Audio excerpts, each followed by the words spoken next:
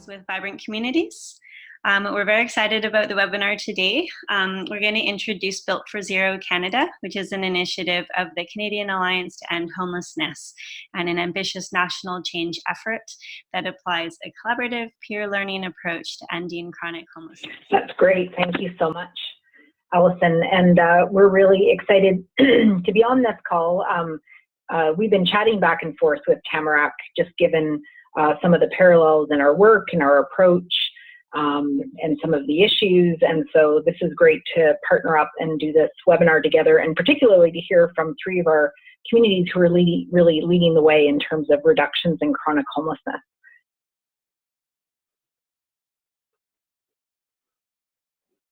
And as Allison mentioned, you may have heard or remembered the initiative as 20,000 homes.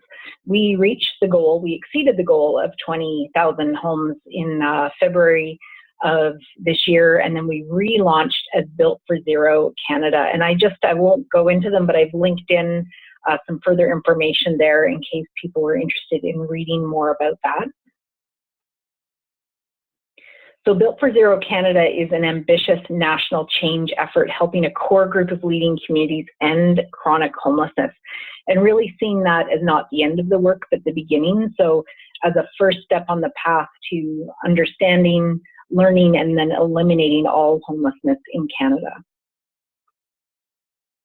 So when we say ending chronic homelessness, we mean a functional end to chronic homelessness, which we have defined for the purposes of the campaign as having 3 or less people experiencing chronic homelessness held for 3 months. That is functional zero, and of course we're looking to go all the way to a hard zero, but that is the functional zero number, and you can find out more information about that. We have a Q&A document that answers all the questions about definitions and that sort of thing, as well as a video. So I've just linked those in there in case folks want to take a look at them afterwards. So we know that the work we're doing works because they have done it in the US. So in the US, and actually we're just going to be sending out some information, they've just had their 11th community who've ended veterans homelessness. They've had 3 communities who have ended chronic homelessness, lots of reductions, lots of quality data that's been built up in communities. And most importantly, there have been folks that have held those gains. So at any given time, because they're calculating this on an ongoing basis, but between 60 and 90% of those communities who've reached functional zero on either veterans or chronic have been able to hold those gains. And many of them are now moving on to looking at other population groups. In Canada, you can see our progress on our website, which is BFZ-Canada.ca. On our website, there's a drop down there called Track Our Progress, and you can see who the participating communities are and how the campaign overall is doing, as well as individual community progress. But in summary, right now we have 11 communities who have a quality by name list, meaning they've got real-time quality data on the number of folks experiencing chronic homelessness in their community. We have 3 communities that have reduced chronic homelessness, which you'll be hearing from today. And we are getting very close to having communities who will reach functional zero, and then we'll be working on sustaining. So Built for Zero Canada is really an awesome group of peers that are working and learning together, and also come together with partners and resource supports who wrap around, provide information, are also supporting the efforts here. And you can see a picture from one of our learning sessions and some of our partners listed there. We also have our Canadian Alliance to End Homelessness team, which includes our Built for Zero team, but really we're a small group of 11 people. So we really pull on all the expertise and the energy from the entire group in supporting Built for Zero. And I should say it includes 2 improvement advisors, 2 folks on our data team, communication support, and those are some of the folks that are directly supporting the communities. In terms of what it means to be part of Built for Zero and what that looks like in terms of activities, this is just a timeline from our last year, but we have a series of learning sessions where people come together, learn peer support, peer learning, and developing an action plan for the action cycle. So it's a series of learning sessions and action cycles where people are coming together, putting a plan together, implementing it in their action cycle, and coming back again. And what folks are working on are some milestones in different cohorts. So we organize communities into cohorts based on where they're at, and then they're working on these milestones. So the first milestone is to get to a quality by name list. Then once folks have that quality by name list, they're setting a baseline, and they're using that to measure their drive for reductions. And so it's really working on coordinating systems, coordinated access, monthly reductions, getting to that home stretch, getting really close to functionally ending chronic homelessness. And then they're into the Zero for All cohort, where we're confirming functional zero, working to sustain that, and then looking to expand to new populations, and recognizing all the time that part of the work is around building leadership and a local team and building the will in a community. That's ongoing work. So some of what we're doing with communities during the learning sessions and the action cycles is really focusing on some of these behaviors for solving complex problems. We know poverty and homelessness are complex problems. They're not going to be solved by static interventions. So we're really working on building skills, behaviors, and resources around data analytics, around human-centered design, around quality improvement and facilitation and meeting design. And if you wanted to see more information, there's a nice little video there on complex problems, more like birds than baseballs, that I've linked in there that you can have a look at after. And when we talk about quality improvement, we're using the model for improvement adapted from the Institute for Healthcare Improvement in the States. So we have communities, when they come together, they set an aim, an overall aim for when they're looking to reach functional zero and chronic homelessness, but also action cycle aims. Then they're looking at how they're going to measure that. How will we know a change is an improvement?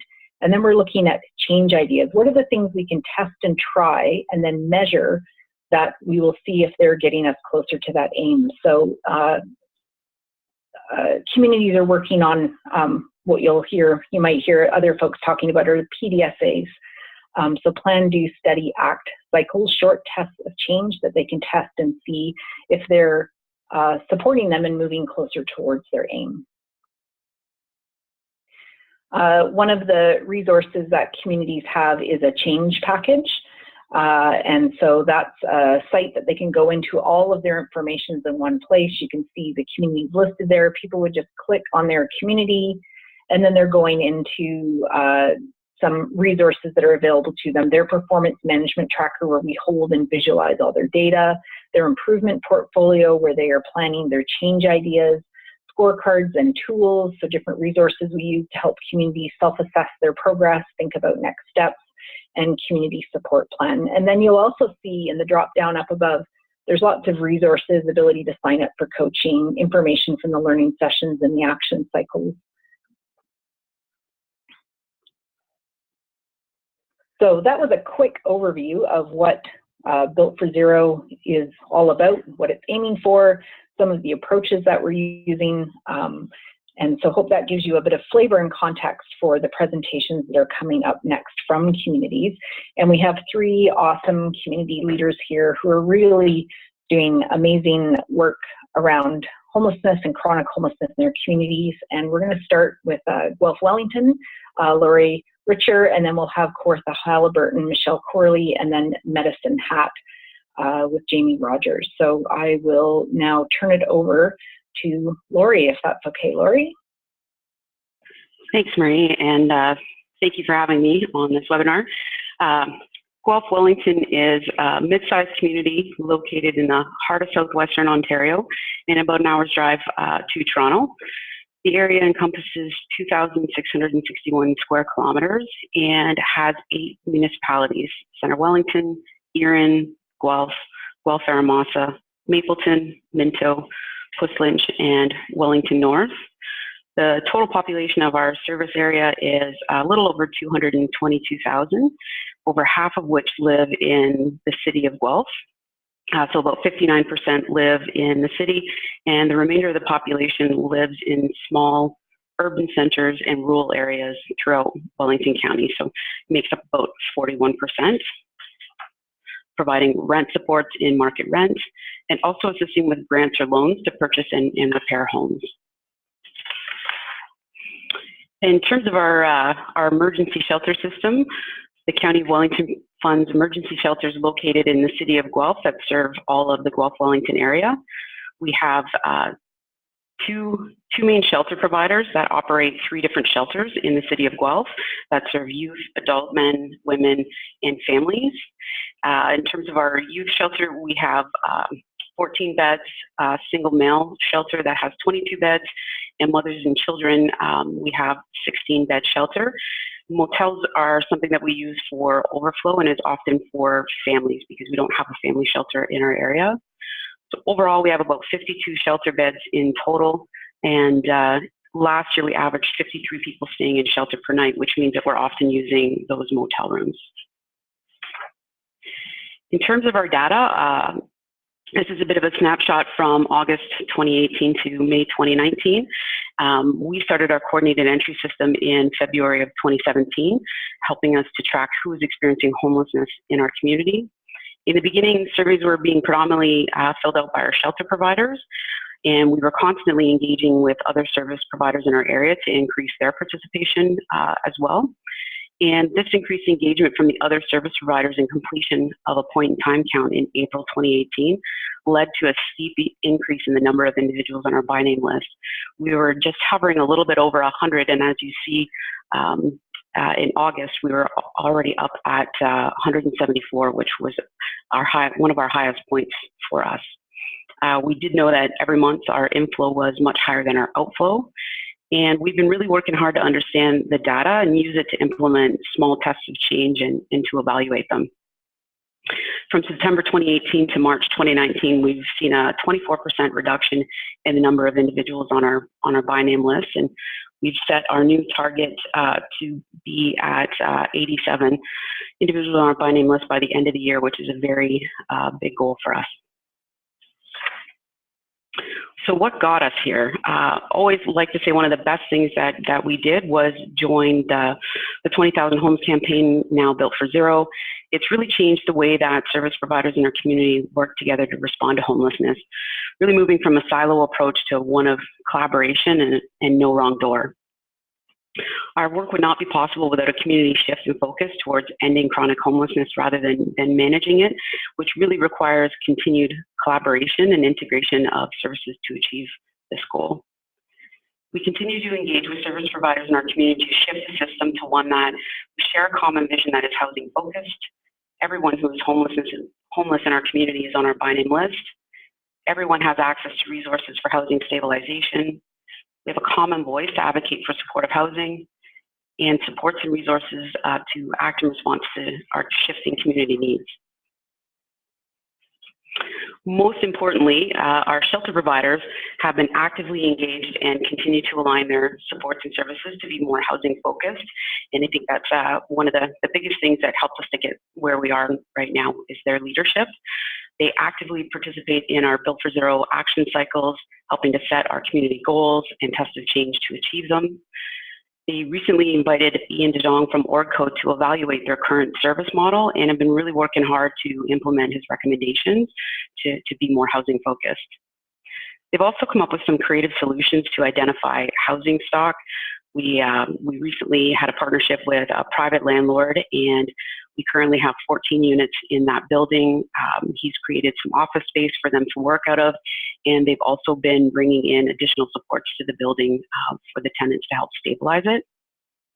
Our youth shelter has also partnered with Family and Children's Services, and they are taking on head leases and renting places that are safe for the youth to be. And we also have a few other nonprofits that are taking on head leases as well to secure units, which is a new thing for our community. In terms of the data, it really is driving decision-making and ongoing system change. For us, it's been a huge resource, and we've been able to use that data to help us to better serve our area. One of the key things that we noted is that with our inflow always being higher than our outflow into homelessness, that we needed to focus on homelessness prevention. So we have been able to add 2 diversion and rapid rehousing staff. We've been making exceptions to last month's rent and rental arrears funding to help support people stay housed or to secure housing. Improved support for active homeless. We started our Housing First pilot in 2015 with 1 staff. We have now increased that to 4 to help support people experiencing homelessness. And we continue to shift existing resources to meet those community needs as well. We have a greater understanding of our system outflow and what our community needs. One of the big focuses that we had was that we needed new supportive housing partnerships, and we now receive funding directly from our health provider to be able to do some rent supports and support people in their housing. In terms of challenges, we're definitely seeing measurable reductions in the number of homeless, and we'll continue to drive towards ending chronic homeless. I think one of our key challenges is our housing supply. We are struggling with 1.4% vacancy rate. It's difficult for us to find units, and when we do, they're not often affordable. So we're currently working on a landlord engagement strategy to obtain new partnerships as well. We recently put out a request for proposals to maximize provincial funding and build supportive housing. And waitlist coordination among housing providers. We have several supportive housing providers in our area. They all have different wait lists, and we continue to work with them to find a better way that we could coordinate those lists. And another challenge is discharge into homelessness from institutions, so health, treatment, and corrections. And our youth shelter provider has been piloting using their spaces in transitional homes for people coming out of treatment centers while they work on securing a more permanent housing placement for them, and that has proven to be very beneficial. As well, we continue to work with the hospital as well on discharge planning and how can we improve that.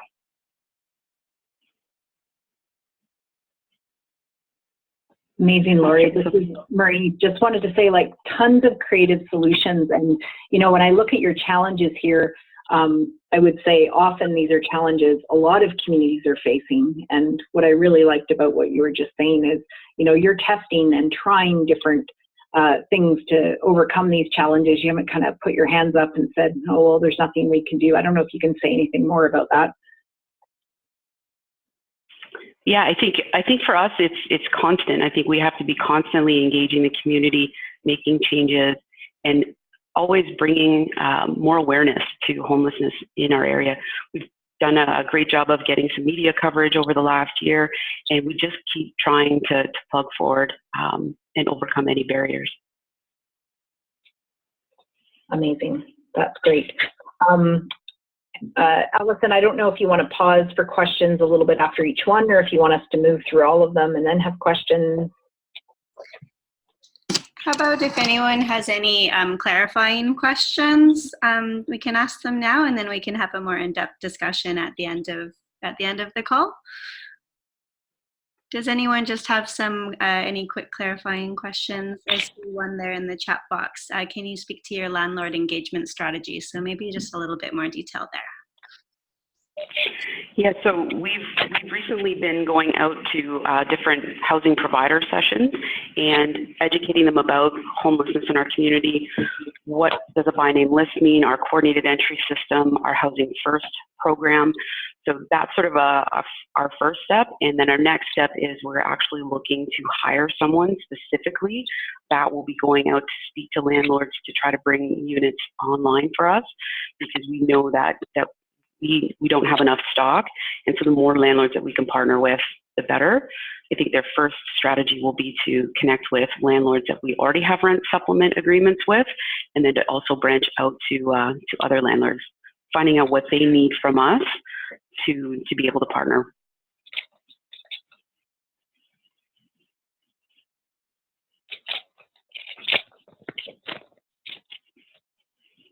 Sounds great. I think we can move on, and then we can do some more questions and answers at the end of the 3 presentations. And Allison, I'm just going to I'm wondering if we take one more question here, because I may not have explained it well enough in the introduction, and I think Lori could do a good job. How do you know your active list is accurate and active? So I don't know if you want to say a little bit more about your by name list and how you keep track of that, Lori, and that sort of thing. Yeah, so what we do is we have 8 different door agencies right now that are filling out surveys and giving us information. So they also participate in a group, housing stability working group, that meets at least monthly, but the list is live and they're able to update when someone moves into a place, when someone's left the community, or if they've been incarcerated. So we're consistently getting updates from all of those different door agencies that we have. Would I say that our list is 100% accurate all the time? I think there are some times where you'll have a person that hasn't quite reached one of those door agencies yet, but we continue to try to do more outreach and to get everyone on our by name list and update it on a regular basis. And I would just add, this is Marie Martin from Built for Zero. From an initiative perspective, we have a by name list scorecard that folks take. So there are a number of elements that we consider necessary for quality that communities who have a quality by name list must reach. And then beyond that, their data, we're collecting that in at an aggregate level monthly, and the tools that we've created have identified that data is balanced and accurate, and we have a minimum threshold of a 15% sort of error rate or non-balancing rate, but working with all of the communities towards being 100% balanced month to month, with real-time data being as real-time as possible, but at least updated on a monthly basis. So it should be accurate and reliable to the best of a community's ability based on the scorecard and their data on a month-to-month basis. That was a great question. All right, I'm going to move us on to Michelle Corley with Kawartha-Haliburton. Hi, Michelle. Hi there. Hello to everyone else. Thank you for this opportunity, and I look forward to sharing some challenges and successes that Kawartha-Haliburton has had. So to give you some background, Kawartha-Haliburton, we're kind of sitting in the middle of southern Ontario. We cover just over 7,000 square kilometers. We're home to over 93,000 residents. That significantly swells during the summer months with cottage season, but that doesn't usually have any impact on our homelessness side of things, just to note that. Lindsay is the largest urban center within that region with a population of about 20,000 residents. And Lindsay itself is a little less than 2 hours from Toronto. To give some other context, the most southern tip of our region is about 15 minutes from Durham region, where the northern tip is actually resting within a part of Algonquin Park.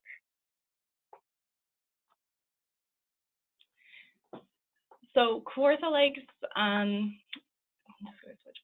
we are the service manager, so same sort of setup as Lori talked about. We are the service manager for both those regions. So the city of Kawartha Lakes is a single tier municipality, where the county of Haliburton is actually made up of 4 local municipalities. So the city of Kawartha Lakes, through our housing legislation, is then mandated to offer social services and social housing programs, including homelessness programs throughout the whole region. Homelessness Program Administration, like I just said, is then operating out of the city's Human Services Department. And to guide some of our work around homelessness response specifically, that comes through our homelessness response steering committee. And as we kind of reach certain decision points within some of our homelessness response framework, that organization and committee is the one who kind of helps us make those decisions for our community. And just to note too that we are not a reaching home designated community, so we don't receive currently any type of federal funding to help with our homelessness work. So most of the funding that we're using to work towards reducing homelessness in our community is coming primarily from our provincial CHIPPY funds, combined with some municipal funding as well. Our system of care within Kawartha Lakes and Haliburton, so although we're pretty large geographically, population-wise, we're pretty small. We have only one emergency shelter with a 19-bed capacity. So that shelter will take families and single male and female individuals. We have one agency contracted to offer intensive case management services to folks who have higher vulnerabilities, and they operate that support through a housing first philosophy, and they have the capacity to support up to 45 individuals or families. And we have two other agencies who are funded through the healthcare sector, and they're able to support some individuals with moderate acuity levels through a housing first philosophy, and they have the capacity to support up to 40 individuals. Homelessness prevention supports within our region are actually all offered through our municipally operated housing health office. So we can issue funds through our office for all sorts of things such as last month's rent, rent arrears, even mortgage arrears, emergency home repairs, all sorts of things. We can help replace identification as well. So within our housing health office, we have programs that can assist individuals, dealing with absolute homelessness all the way through the housing continuum, assisting people even with down payment assistance when looking to buy their first home. And the city also funds two transitional housing programs. So moving on to talk about our data specifically, our community has set a chronic active homelessness baseline of 57 households. Drops in our data specifically, as you'll see in December, came from performing a significant cleanup of those on our by name list. As we do not have a common homelessness software like HIFIS in our community, our by name list is only as accurate as the updates we collect from community partners through our consent-driven process. The increase in chronic households that we've experienced over the spring of 2019 is really actually, we see that as partial success. We see this as a result of increased community engagement by our partners, and they're really starting to understand and starting to actually participate through our coordinated entry system. And that kind of came to be out of a huge education series that we went out and completed. So we're a lot more confident now on our data. We're more confident that we are, as a community, doing a better job at capturing folks, especially experiencing chronic homelessness. So we are okay if our numbers go up sometimes, because having more accurate data is more important than not always seeing a decrease. However, we are kind of excited because we know we will be able to slash that chronic active homeless number at least by 50%. As last week and continuing this week, we're actually housing a new 24-unit build that's dedicated to folks experiencing chronic homelessness in our community.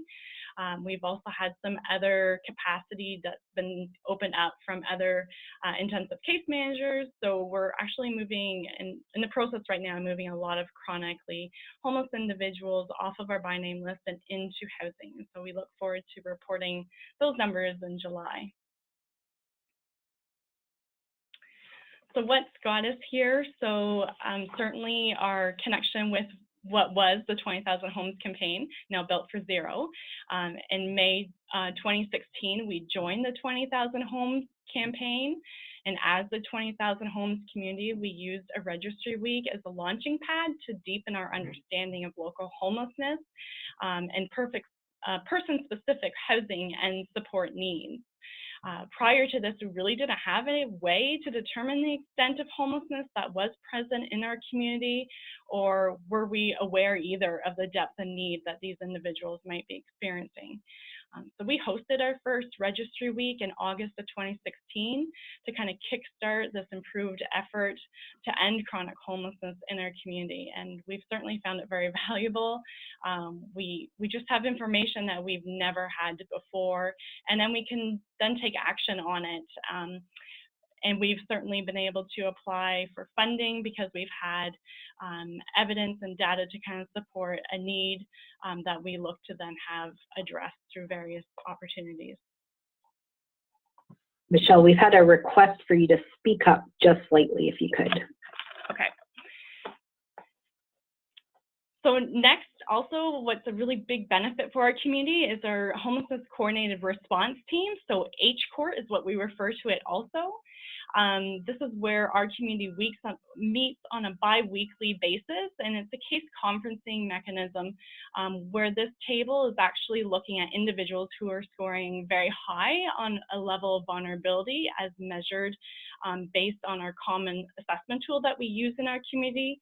We use the VI-SPDAT tool as that common assessment tool. So we really are on a bi-weekly basis meeting to kind of discuss these individuals. It's a consent-based model. And we have a wide group of homelessness serving agencies who do attend this meeting, and we kind of work at those meetings to help remove barriers to individuals who are experiencing all sorts of challenges when trying to get housed. So we can come up with some pretty creative options for these folks at these meetings. It's also an opportunity for us to get updates on individuals on our by name list in order to keep it as real as we can without having a system like HIFIS in place. So HCORT started really soon after our first 2016 registry week, and this was a way for our community to help just really collectively resolve individuals and barriers to accessing housing. HCORT's been a great tool for us too to just build capacity amongst community agency members within the community. Someone might be aware of one program that's really beneficial to a particular individual or family. And then that information that's shared is then something that others are learning about maybe for the first time, but then may refer others to throughout the regular course of their work. So it's been a great resource to us.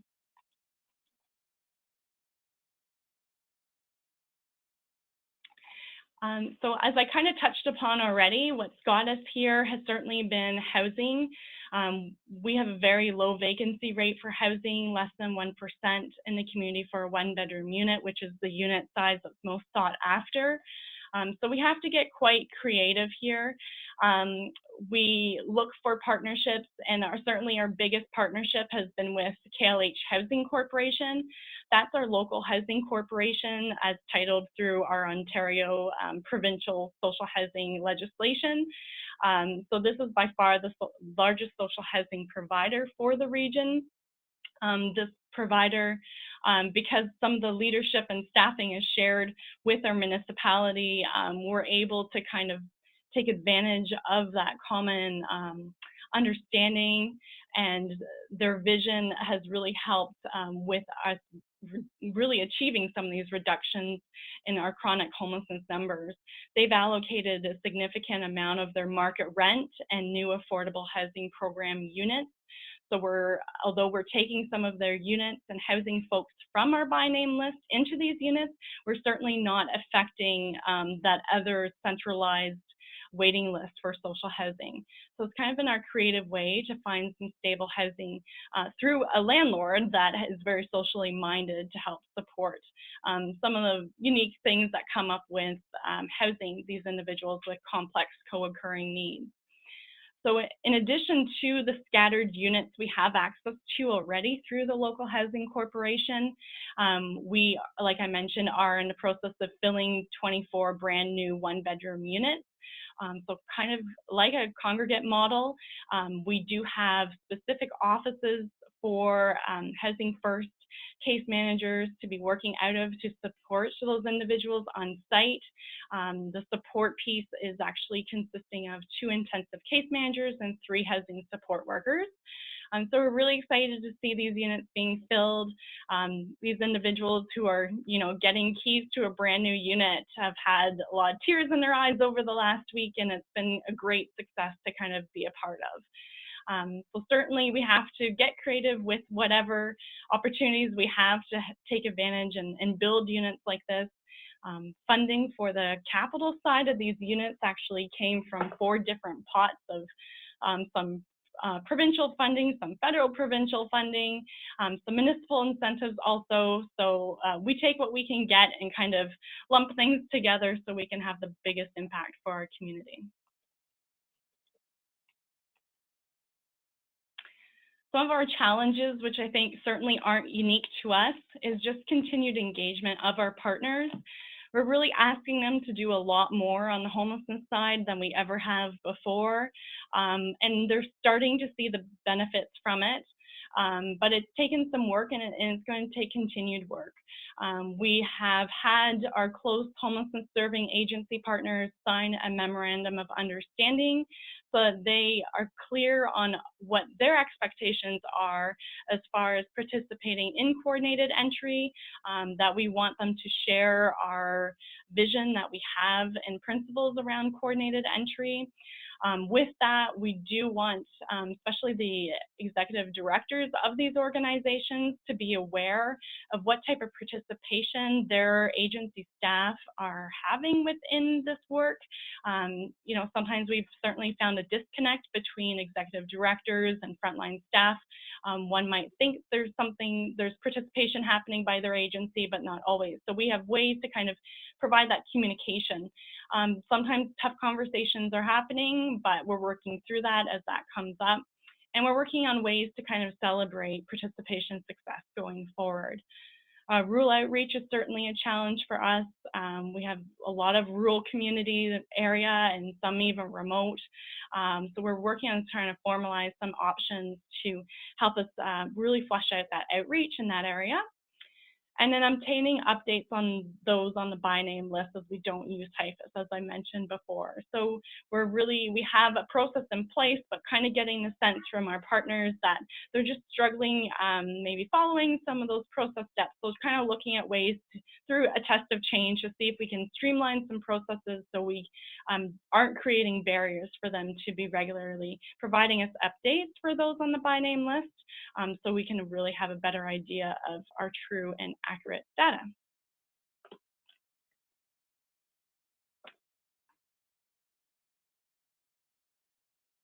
Wonderful. Thanks, Michelle.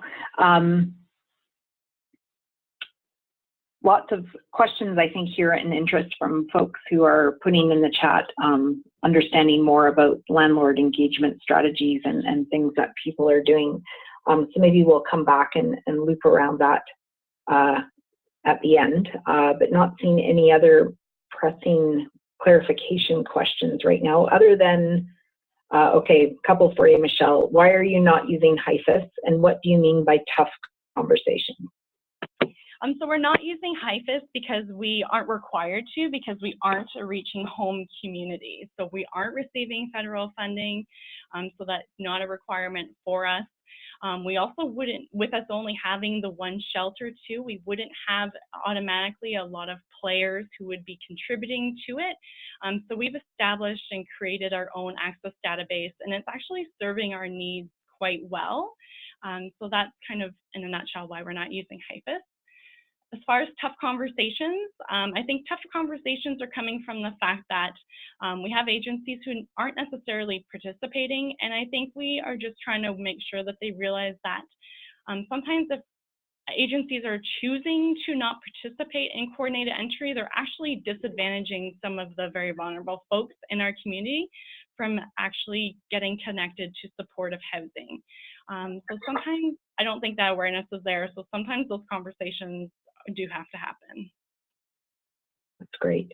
We have some other questions about building the will, but I think we'll come back to those at the end to everyone. Thank you very much, Michelle. And now I'm going to turn it over to Jamie Rogers with Medicine Hat. Excellent, thank you. Hi, everyone.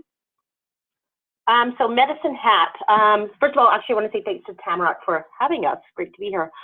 So Medicine Hat population about 63,000. At our last point in time count, which was done in 2018, we had 68 people enumerated and identified as experiencing homelessness. So that ranged from a couple that were sleeping rough to people that were in what feds obviously deemed transitional housing, so second stage shelter, et cetera. So a little bit of mix, and people that were in institutions as well.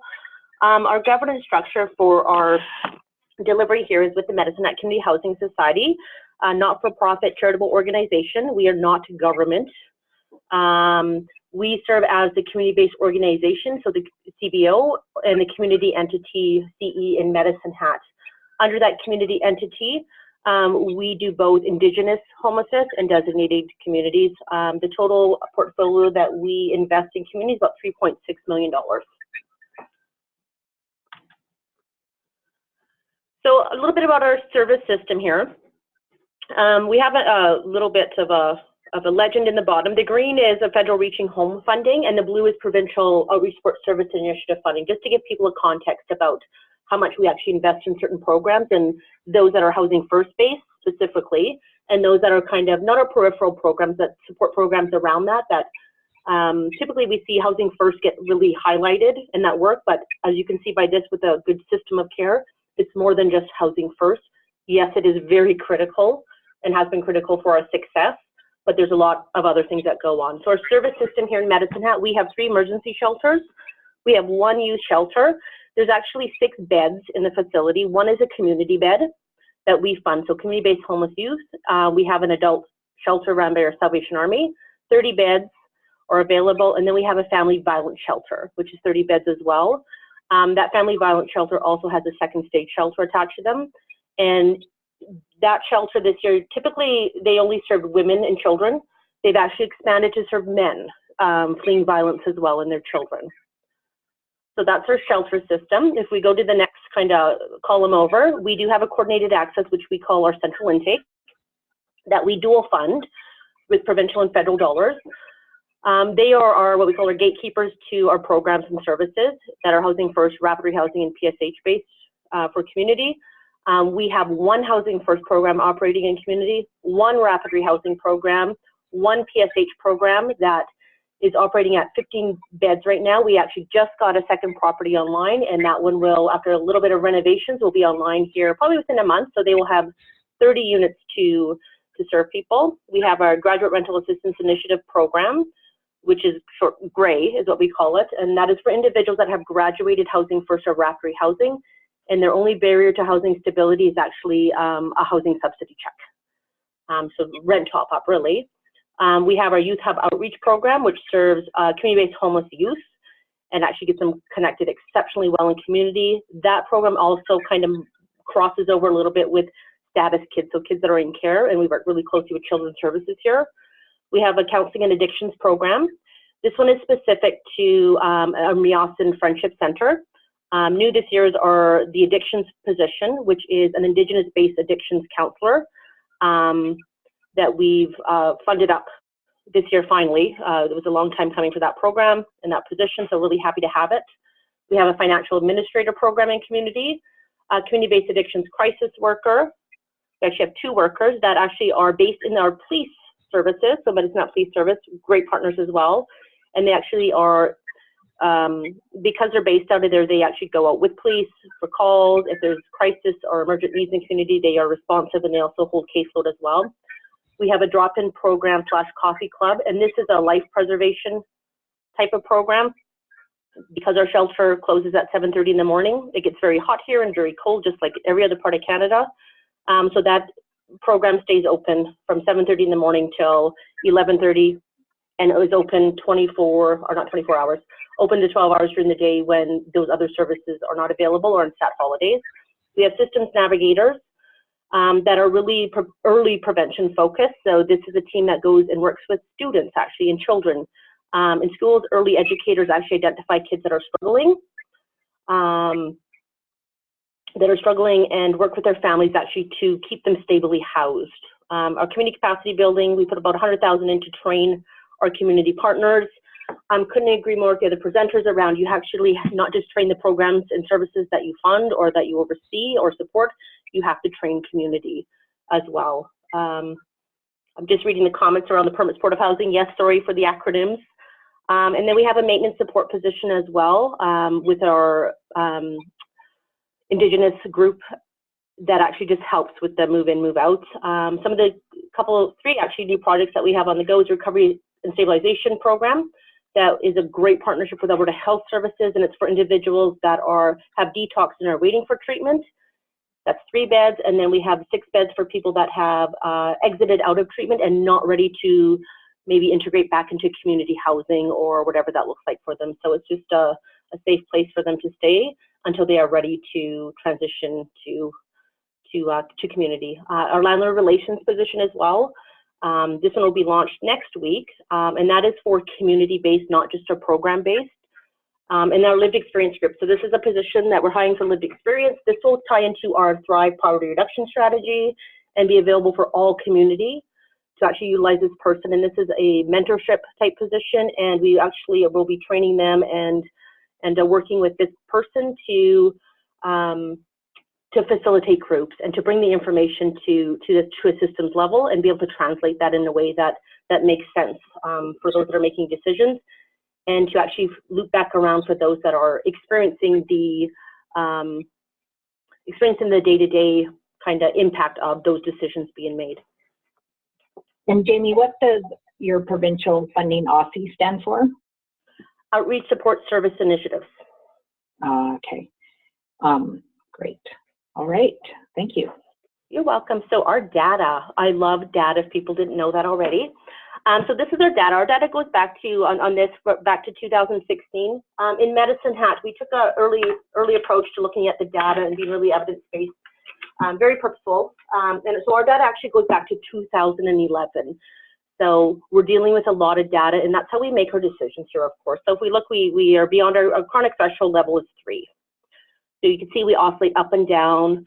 And some people have asked going, do we, we bump up to 4, and whether it's 4 or 40, it's still a lot of people that are experiencing chronic homelessness, and that system needs to adjust. Our system needs to adjust to actually serve them and serve them well and get them out of that state of chronic homelessness and homelessness period. So that's our data. The data kind of speaks for itself. Our median when we actually really started to, I think when we verified it was at 7, so that is recognized as our median there. And we'll continue to see this go up and down. So Medicine Hat and what got us here. Definitely early adoption and implementation of housing first. So this is we had with 7 cities on housing and homelessness, a time to actually try to figure out what works best and for a province actually, and then our respective communities. At the time, I was actually in Grand Prairie, Alberta, and Tracy Flaherty-Wilmot, who is with Orcode Consulting now, was actually here in Medicine Hat at the time. The other thing that we got right from the get-go was coordinated access. So can't say enough about provincial and federal governments and the Built for Zero's attention to having coordinated access systems in place to actually focus this work and really hone in on how people are served and who needs to be served. Cannot say enough about that. Focus on systems planning and utilizing data to inform decisions. Again, took a systems planning approach very early on, knowing that it wasn't just about necessarily the people we were dealing with. It was about, we spend more work dealing with the systems that are there and are designed to serve people that maybe aren't serving people to the best of anyone's ability. So we really took that systems planning approach, and with that, getting buy-in and having really difficult conversations as well with those systems and those players in those systems. We always use data to inform our decisions. So that's why, when we look at the previous slide, when we were looking at, data from 2016, the fact that we can go back to 2011 and make decisions and the ebb and flow of how our decisions are made is really important. Next bullet is introduction versus formalization of services, including policy and procedures. I want to make the differentiation here. When we present information, we talk about when we've introduced something. So we introduce coordinated access, or we introduce diversion programs, or we introduce rapid rehousing. Versus the formalization is actually the putting pen to paper and actually agreeing and holding structure around that and space to actually do the work. We have a little bit of a rule here in Medicine Hat that's self-imposed, that any new project that is ramping up, we give them 6 months grace to figure it out. People and programs need the time to figure out what is working and what is not and actually adjust that, and then to formalize some processes. Our coordinated access is a great example. Even though we've been doing it since 2010, we just made changes last week to it. Your system has to evolve to be responsive to the current need. If your system is the same as what you developed a year ago, I would probably challenge you to look at it differently and question whether that system's being responsive to the current need in community. So using that data and taking that perspective is super important. Here in Medicine Hat, we change it quite a bit. Really important to allow space for communities to figure out what's working. You got to get it wrong to get it right, essentially. we could probably do a whole day's presentation on things we did wrong here in Medicine Hat, but we got it right eventually. Important to know integration and interfacing with systems and services. This was an early thing as well. Knowing where you need to integrate with other services is really important, and knowing when you need to interface with systems and services. What do I mean by that? You don't need to know the ins and outs of every system that your either program or service or the people that you serve, your service participants, are engaged with. Where the challenge lies is knowing when you have enough information to make good decisions, and where to actually coordinate and collaborate with those systems, and where you're not going to get any movement. And it's about having those, to the next bullet point, disruptive conversations. And always have disruptive conversations. And what that means is when systems aren't working well for people, challenge those systems. It's important to have those conversations and to do it from a place of not maybe a programmatic level, but from a system level conversation. And at the end of the day, it's about the people we are there to serve. So if you cannot advocate on behalf of people you serve to actually get a better result and outcome for that person and community, we've gotten it wrong. We like having disruptive conversations here, and we've actually learned to, maybe not everyone likes to have disruptive conversations, but we do. It actually creates a place for innovation and openness about, hey, we never thought of it that way, and why don't we try to approach things that way? And that's really what Medicine Hat, its foundation is on, is really having disruptive and productive conversations.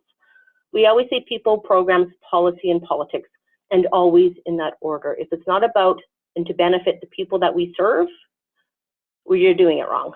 Programs should be designed around those people, and not only that, hiring into those programs should be about in the best interest of the people that were designed to, that were there and what those programs are designed to serve. Policy needs to follow that as well, and of course, then you can politic all you want around that. Our systems integration, we have great working relationships with Alberta Health Services, with Children's Services, with Justice and Health.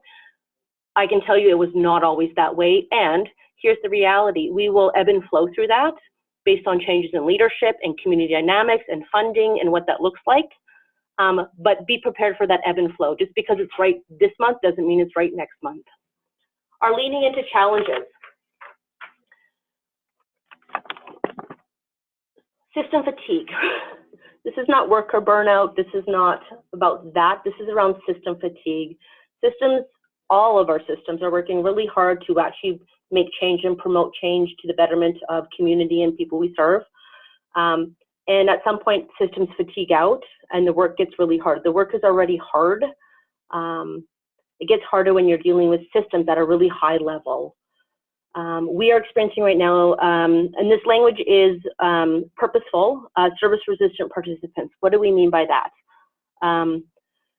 It means that we've created here in Medicine Hat a really robust system of care for people to engage with, to enact with, to utilize as much as they choose to, but we still have some people that are choosing not to participate in any programming that we have to offer, to the point where we'll go outside, way outside the box and boundaries, and look at how do we just help you? Like, tell us what you need and we will make it happen. And we still have people that don't have the uptake. And yes, we talk about rapport building and we talk about connection and we talk about it for years with some of these individuals.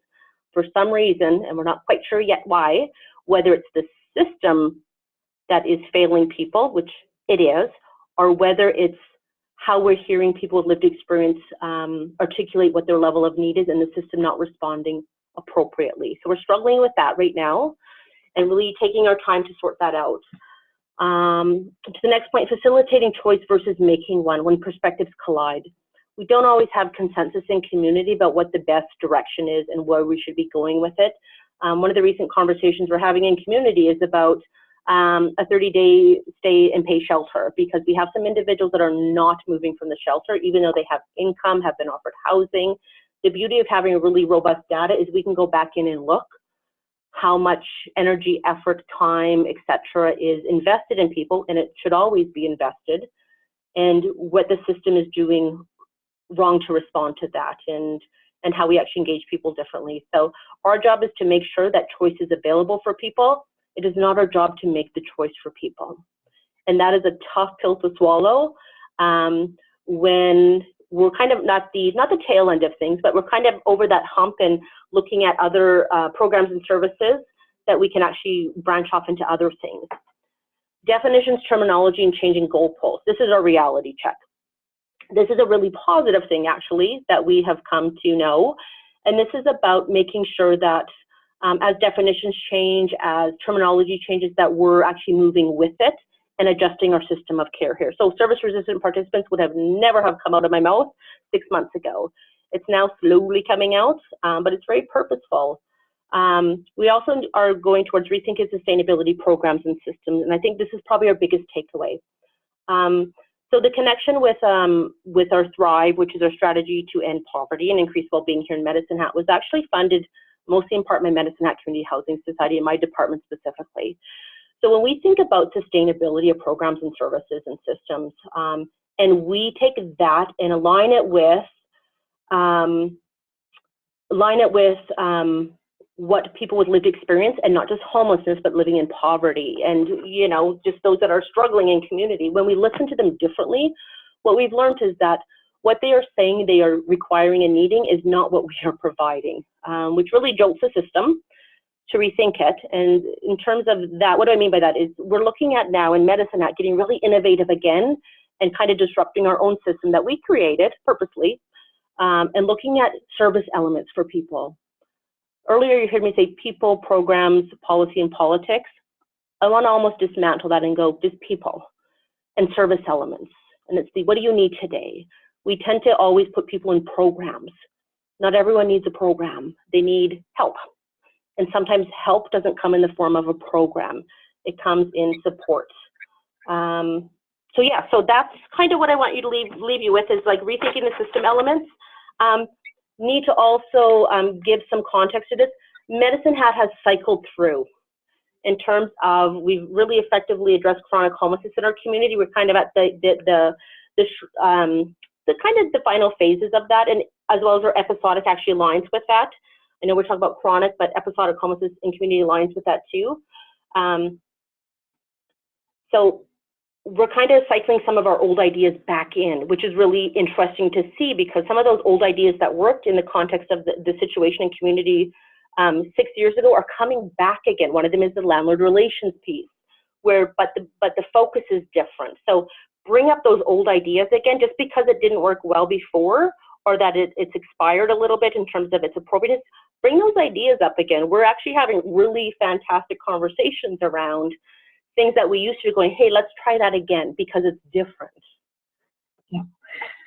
So, Jamie, I just wanted to say we're at 2 o'clock now, but we're just asking if folks want to stay on the line for just another 5 minutes to do wrap up and that sort of thing. And so thank you very much. And I saw a bunch of questions related to building the will as well as the landlord strategy. I just want folks to know on the Built for Zero Canada BFZ.Canada.ca website, there are lots of resources on coordinated access by name list, and then under resources, a whole program areas section that has lots of information about how to engage and retain landlords.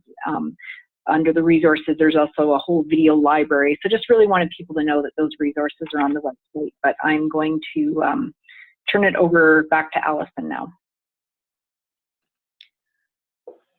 Thank you so much, Marie, and to all of our speakers. That was such a great overview and some really innovative examples of how Built for Zero is addressing a really complex issue. It's pretty incredible to see the understanding you've built on the fluidity of homelessness and the standardized definitions and the way that you're able to track progress live by community, but also collectively. So congratulations on the impact that you're having.